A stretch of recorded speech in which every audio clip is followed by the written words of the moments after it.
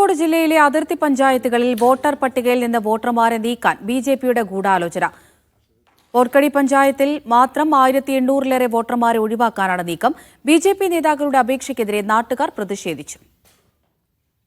വർക്കടി പഞ്ചായത്തിലെ വിവിധ വാർഡുകളിലെ വോട്ടർ പട്ടികയിൽ നിന്ന് 1800-ലേറെ വോട്ടർമാരെ നീക്കം ചെയ്യണമെന്ന ആവശ്യവുമായാണ് ബിജെപി രംഗത്തെത്തിയത്. ബിജെപി നേതാവ് യതിരാജനാണ് കൂട്ടത്തോടെ വോട്ടർ പട്ടികയിൽ നിന്ന് ന്യൂനപക്ഷ വിഭാഗങ്ങളിലുള്ളവരെ നീക്കം ചെയ്യാൻ അപേക്ഷ നൽകിയത്. അപേക്ഷയിൽ വോർക്കടി പഞ്ചായത്തിൽ വോട്ടർമാരുടെ അഭിമുഖം നടക്കുന്നതിനിടെ പ്രതിഷേധമുണ്ടായി.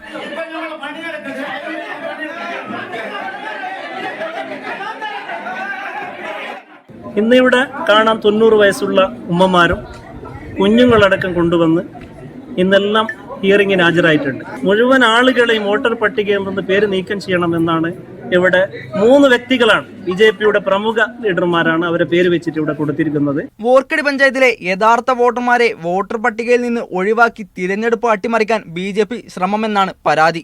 നമ്മളെ വാർഡിൽ എല്ലാവരും ഒരു ഐക്യത്തിലുണ്ടായ ആൾക്കാരാണ് നമ്മൾ.